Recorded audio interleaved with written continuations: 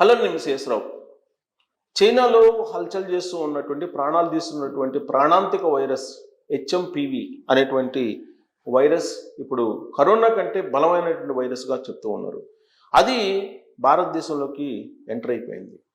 కర్ణాటకలో అలాగే గుజరాత్లో ఈ రెండు రాష్ట్రాల్లో ఎంటర్ అయిపోయింది. ఇప్పటి వరకు రెండు కర్ణాటకలో గుజరాత్లో ఒక కేసు నమోదైంది. 3 సంవత్సరాలు ఒక బాలుడు, అలాగే 8 సంవత్సరాలు మరొక బాలుడు, ఇలా 8 సంవత్సరాల లోపులకి కర్ణాటకలో ఇద్దరికి, గుజరాత్లో ఒకరికి, మొత్తం 3 కేసులు నమోదయ్యాయి. ఇప్పుడు భారతదేశంలో హెచ్ఎంపివి అనేటువంటి వైరస్ భయానక వాతావరణాన్ని సృష్టించబోతుంది అని చెప్పి అలర్ట్ అయిపోయాయి అన్ని రాష్ట్రాల్లో. కేంద్ర ప్రభుత్వం కూడా అన్ని రాష్ట్రాల్లో అలర్ట్ ప్రకటించింది.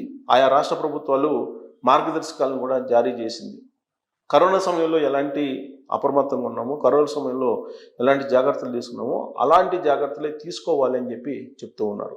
అయితే కరోనా ఫస్ట్ అలాగే రెండవ విడత వచ్చినప్పుడు లాక్డౌన్ ప్రకటించారు. ఈసారి కూడా లాక్డౌన్ ప్రకటించేటువంటి అవకాశం ఉందా? అంత తీవ్రత ఉన్నటువంటి వైరస్ హెచ్ఎంపివి అనేటువంటి వైరస్ అని అంటే WHO మాత్రం ఎమర్జెన్సీని ప్రకటించింది, హెల్త్ ఎమర్జెన్సీని ప్రకటించింది. చైనాలో ఆసుపత్రులన్నీ నిండిపోయాయి. శ్మశాన వాటికలన్నీ కూడా ఆల్మోస్ట్ ఎక్కువగా చనిపోయినటువంటి వాళ్ళతో ఉన్నాయి అని చెప్పి చెప్తున్నారు. చైనాలో కరోనా సమయంలో ఏ విధమైనటువంటి దృశ్యాలు కనిపించాయో అదే దృశ్యాలు ఇప్పుడు కనిపిస్తున్నాయి. అయితే వారం క్రితం వినిపించినటువంటి ఈ న్యూస్ ఇప్పుడు భారతదేశంలోకి వెంటనే ఎంటర్ అయిపోయింది. ఎందుకనంటే రిస్ట్రిక్షన్స్ లేవు. ఇప్పుడు ప్రపంచ దేశాల నుంచి భారతదేశానికి వచ్చేటువంటి వాళ్ళు అనేక మంది ఉన్నారు, టూరిస్టులు ఉన్నారు, అనేక మంది విదేశాల్లో స్థిరపడిపోయినటువంటి వాళ్ళు రకరకాల కారణాలతోటి వస్తూ ఉంటారు, మళ్ళీ వెళ్తూ ఉంటారు. ఈ క్రమంలో ఇండియాలోకి ఎంటర్ అయింది. కర్ణాటకలో 2 కేసులు, గుజరాత్లో 1 కేసు నమోదు కావడంతో మొత్తం కేంద్ర ప్రభుత్వం అప్రమత్తం అయ్యింది. అయితే ఇక్కడ ఇది ఎంతవరకు ప్రమాదం? నిజంగానే భారతదేశంలో ఇది కరోనా లాగా ఎఫెక్ట్ చేస్తుందా అనేటువంటి ఒక చర్చ ఇప్పుడు నడుస్తూ ఉంది.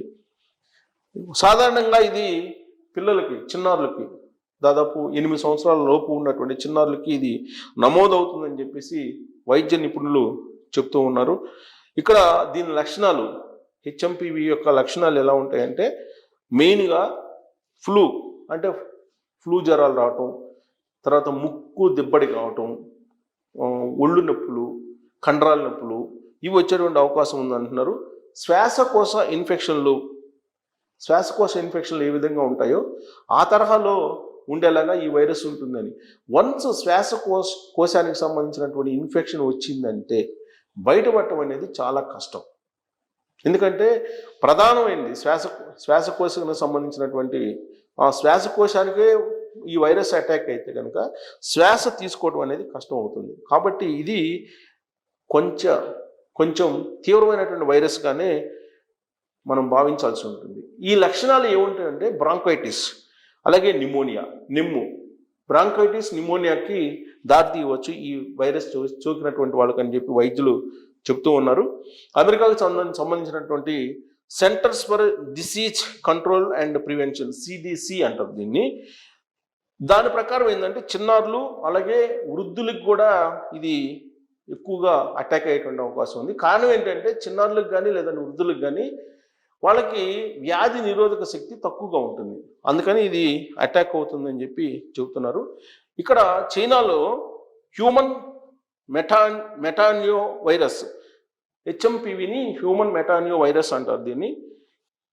సో చైనాలో అయితే ఇన్ఫ్లుయెంజా అంటే వచ్చే వైరస్లు, ఇన్ఫ్లుయెంజా, RSV, హెచ్ఎంపివి ఈ వైరస్లు వ్యాప్తి చెందుతున్నాయి అని అంటున్నారు. సో భారతదేశం టోటల్గా అంత ఆందోళన చెందాల్సిన అవసరం లేదని చెప్తూనే అత్యవసరమైన పరిస్థితిని మాత్రం అనౌన్స్ చేశారు. అత్యవసరమైన మీటింగ్ కూడా పెట్టుకున్నారు నరేంద్ర మోడీ గారు. సో ముందు జాగ్రత్త చర్యలు తీసుకోవాలని చెప్పి వివిధ రాష్ట్రాలకు కూడా ఆదేశాలు జారీ చేశారు. ఒకవేళ శ్వాసకోశ వ్యాధులు అనుకోకుండా పెరిగితే సంసిద్ధంగా ఉండాలి అనేటువంటి అభిప్రాయాన్ని వ్యక్తం చేశారు. వాస్తవంగా కరోనా సమయంలో కూడా అది భారతదేశానికి రాదు, అదంత పెద్ద ఎఫెక్ట్ చేయదు, భారతీయుల్లో వ్యాధి నిరోధక శక్తి ఎక్కువ ఉంటుంది, కాబట్టి కరోనా పెద్ద నష్టం చేయదు అని చెప్పి ప్రచారం చేశారు. ఒకనొక సమయంలో అయితే కేసీఆర్ అయితే అదేముంది పెద్ద అసలు రాదు మనకు వైరస్, మన ఎండ తీవ్రత ఎక్కువగా ఉంటుంది, మన 33 డిగ్రీలు ఉంటుంది, కాబట్టి అసలు వచ్చేటువంటి ప్రసక్తి లేదని చెప్పి చెప్పారు. ఆ తర్వాత ఒక గుళికేసుకుంటే పోద్దని చెప్పి చెప్పారు. సేమ్ ఇదే తరహాలో అసలు బ్లీచింగ్ కొట్టుకుంటే రాదు వైరస్, కరోనా వైరస్ అని చెప్పి అప్పట్లో ఆంధ్రప్రదేశ్ ముఖ్యమంత్రిగా ఉన్నటువంటి జగన్మోహన్ రెడ్డి గారు చెప్పారు. అటు కేసీఆర్ తెలంగాణ ముఖ్యమంత్రిగా ఉన్నప్పుడు కానీ, ఆంధ్రప్రదేశ్లో జగన్మోహన్ రెడ్డి గారు ముఖ్యమంత్రిగా ఉన్నప్పుడు కానీ కరోనా వైరస్ గురించి ముందుగా అప్రమత్తం చేయలేదు. కేంద్ర ప్రభుత్వం లాక్డౌన్ పెట్టినప్పటికీ కూడా రెండు రాష్ట్రాల ముఖ్యమంత్రులు తీసుకోవాల్సినటువంటి చర్యలు తీసుకోకపోగా అదంత పెద్ద భయంకరమైనటువంటి వైరస్ కాదు, ప్రమాదకరమైన వైరస్ కాదు, ఒక గుళికేసుకుంటే పోతుంది, బ్లీచింగ్ వేసుకుంటే రాదు అని చెప్పి చెప్పారు ఇద్దరు. కానీ సీన్ కట్ చేస్తే కరోనా ఫస్ట్ విడత అలాగే రెండో విడత కొన్ని వేల మంది చనిపోయారు, అటు ఆంధ్రప్రదేశ్లో కానీ ఇటు తెలంగాణలో కానీ. ప్లస్ ఆసుపత్రులకు సంబంధించి కొన్ని లక్షల రూపాయల బిల్లు, కోట్ల రూపాయల బిల్లు కూడా వేసినటువంటి ఆసుపత్రులు ఉన్నాయి. దీని అంతటికి కారణం ఏంటంటే రాష్ట్ర ప్రభుత్వాలు ముందుగా అప్రమత్తం కానందువల్ల. అప్పట్లో స్టాలిన్ ముఖ్యమంత్రిగా ఉన్నాడు తమిళనాడు ఇప్పుడు కూడా ముఖ్యమంత్రిగా ఉన్నారు. ఆయన మొత్తం ప్రభుత్వ ఆసుపత్రుల్ని, గవర్నమెంట్ ఆసుపత్రులని పరిధిలోకి ప్రైవేట్ ఆసుపత్రులను కూడా తీసుకొచ్చారు. దాంతో మీకు తమిళనాడులో కరోనా కేసులు వచ్చినప్పటికీ కూడా ట్రీట్మెంట్ తక్కువ ఖర్చుతో అయిపోయాయి. కానీ ఆంధ్రప్రదేశ్ తెలంగాణ ప్రభుత్వాలు ఏం చేసినాయి అంటే కార్పొరేట్లకి ద్వారాలు బార్లాగా తెచ్చేసాయి. దీంతో పేదలేమో చనిపోయారు ట్రీట్మెంట్ లేక, పెద్దలేమో కోట్లాది రూపాయల బిల్లులు కట్టి సేవ్ అయిపోయారు. సో ఇలాంటి పరిస్థితి రాకుండా ముందస్తు జాగ్రత్తలు తీసుకోవాలని చెప్పేసి కేంద్ర ప్రభుత్వం అలర్ట్ చేసింది. ఈ క్రమంలో తెలుగు రాష్ట్రాలు అప్రమత్తం కావాల్సి ఉంది.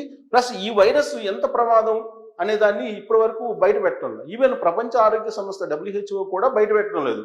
ఎందుకనంటే చైనాలో ప్రారంభమైనటువంటి ఈ వైరస్, దాని తీవ్రత ఎంత అనేది చైనా నుంచి న్యూస్ రావాలి. కానీ చైనాలో న్యూస్ బయటికి రాదు తొందరగా, చైనా వాళ్ళు న్యూస్ బయట రానివ్వరు.